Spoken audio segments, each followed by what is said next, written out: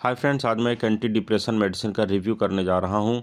रिनोप्राम 10 milligram tablet brand name से market में उपलब्ध होता है।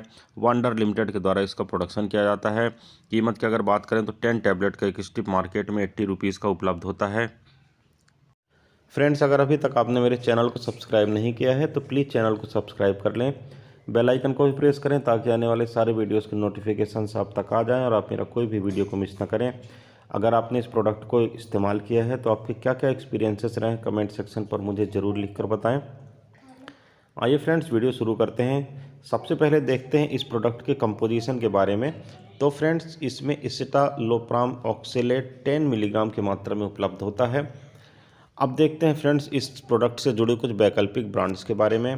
तो फ्रेंड्स, इसी ग्रेस 10 टैबलेट जिसे La Renon health care private limited के द्वारा बनाया जाता है। फेलिज एस 10 टैबलेट जिसे टोरेंट फार्मास्यूटिकल्स लिमिटेड के द्वारा बनाया जाता है। स्टालोपाम 10 टैबलेट जिसे लुपिन लिमिटेड के द्वारा बनाया जाता है। नेक्सिटो 10 टैबलेट जिसे सन फार्मास्यूटिकल इंडस्ट्रीज लिमिटेड के द्वारा बनाया जाता है। और रेक्सिपा 10 टैबलेट जिसे इंटास फार्मास्यूटिकल्स लिमिटेड के द्वारा बनाया जाता है। फ्रेंड्स, मार्केट में मिलने वाले ये सेम कंपोजिशन के साथ उपलब्ध कुछ ऐसे डिफरेंट ब्रांड्स हैं जो आप इस मेडिसिन के ना मिलने की स्थिति पर भी परचेस कर सकते हैं और अपना काम चला सकते हैं।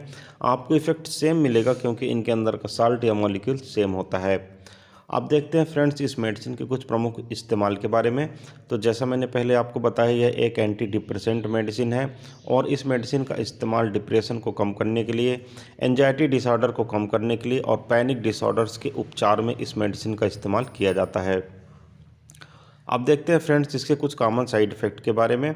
तो फ्रेंड्स, एनऑर्गेज्मिया यानी महिलाओं में ऑर्गेज्म का घट जाना, सेक्स की इच्छा में कमी का होना, देर से स्खलन का होना, थकान होना, ज़्यादा पसीना आना, अनिद्रा होना, जी मिचलाना और नींद का आना इसके कुछ कॉमन साइड इफ़ेक्ट के रूप में देखे गए हैं। अब देखते हैं फ्रेंड्स इस मेडिसिन को इस्तेमाल कैसे करना चाहिए। तो फ्रेंड्स, इस मेडिसिन को आपको सेल्फ मेडिकेट नहीं करना चाहिए। डॉक्टर की एडवाइस के अनुसार ही आपको उसके डोज और ड्यूरेशन के अनुसार ही मेडिसिन को इस्तेमाल करना चाहिए। इस मेडिसिन को साबुत निगलना चाहिए। मेडिसिन को तोड़ना, चबाना, कुचलना या पीसना नहीं चाहिए। आपको मेडिसिन को हमेशा साबुत लेना चाहिए। भोजन के साथ या बिना भोजन के भी मेडिसिन को लिया जा सकता है, परंतु आपको मेडिसिन को एक निश्चित समय पर लेना चाहिए ताकि इसकी क्वालिटी इन्हेंस हो सके। अब देखते हैं फ्रेंड्स यह मेडिसिन काम कैसे करती है। तो फ्रेंड्स, यह जो मॉलिक्यूल होता है यह एक selective serotonin reuptake inhibitor anti depressant होता है और शरीर से निकलने वाले जो सेरोटोनिन के लेवल्स को होता है उसको इंक्रीज़ कर देता है। यह ब्रेन से निकलने वाला एक केमिकल मैसेंजर्स होता है जो आपके मूड, बिहेवियर को और फिजिकल सिम्टम्स जैसे डिप्रेशन और वगैरह को कंट्रोल करता है। इसके साथ साथ यह एंजाइटी के लक्षणों को दूर करता है, पैनिक डिसऑर्डर्स को दूर करता है, ऑब्सेसिव कंपल्सिव डिसऑर्डर को भी दूर करने के लिए इस मेडिसिन का इस्तेमाल किया जाता है। अब देखते हैं फ्रेंड्स मेडिसिन की डोज अगर आप भूल जाएं तो आपको क्या करना चाहिए। तो फ्रेंड्स, अगर मेडिसिन की कोई डोज आप भूल गए हैं तो जितना जल्दी हो सके आपको ले लेना चाहिए, परंतु अगर अगली डोज का समय हो गया हो तो पिछली खुराक को छोड़ देना चाहिए। डोज को डबल नहीं करना चाहिए और निर्धारित समय पर लेने वाली डोज को लेना चाहिए। मेडिसिन से जुड़ी कुछ अन्य बातों के बारे में बात करते हैं।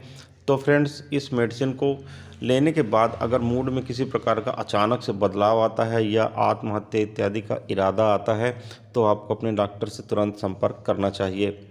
इस मेडिसिन को आपको जनरली मॉर्निंग में लेना चाहिए।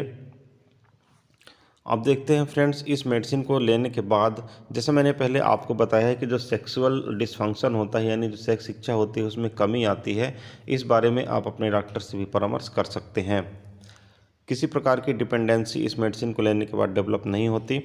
और एक चीज़ मैं आपको बता देना चाहता हूं कि मेडिसिन को अचानक से कभी भी बंद नहीं करना चाहिए क्योंकि इसके विड्रावल सिम्टम्स आपको देखने में मिल सकते हैं। अब कुछ लोगों को इस मेडिसिन को लेने के दौरान डिजीनेस होता है, ड्राउजीनेस होता है, यानी दिन भर नींद नींद जैसे बना रहता है। अतः आपको एडवाइस किया जाता है कि जिस समय आप मेडिसिन को ले रहे हों उस समय पर ड्राइविंग ना करें या कोई भी ऐसा कार्य ना करें जिसमें मेंटल कंसंट्रेशन की आवश्यकता पड़ती है, जब तक मेडिसिन के इफ़ेक्ट को आप अच्छी तरह से समझ नहीं लेते, क्योंकि यह आपके कंसंट्रेशन को लॉस करता है और किसी प्रकार की दुर्घटना हो सकती है। फ्रेंड्स, मेडिसिन को लेने के दौरान आपको अल्कोहल का सेवन नहीं करना चाहिए, क्योंकि यह मेडिसिन पहले से ही नींद लाने जैसी स्थिति उत्पन्न करती है और अल्कोहल के लेने के साथ साथ आपको अधिक मात्रा में नींद जैसी स्थिति या बेहोशी का सामना करना पड़ सकता है। गर्भावस्था और स्तनपान के ड्यूरेशन से अगर आप गुजर रहे हैं तो आपको अपने डॉक्टर के परामर्श से ही मेडिसिन का इस्तेमाल करना चाहिए। किडनी रोग और लीवर रोग से जुड़ी किसी समस्या का अगर आप सामना कर रहे हैं तो बिना डॉक्टर के परामर्श के आपको मेडिसिन का सेवन नहीं करना चाहिए। तो फ्रेंड्स, यह था एक छोटा सा रिव्यू मेडिसिन के ऊपर। मैं उम्मीद करता हूं कि वीडियो आपको पसंद आया होगा। अगर वीडियो पसंद आता है तो प्लीज़ वीडियो को लाइक करें, चैनल को सब्सक्राइब करें। हमारे चैनल पर लगातार मेडिसिन के रिव्यू आते रहते हैं। इस वीडियो में फ्रेंड्स बस इतना ही। किसी अन्य अच्छे टॉपिक के साथ आपसे फिर मुलाकात करता हूं। तब तक के लिए गुड बाय। आपका दिन शुभ हो। जय हिंद।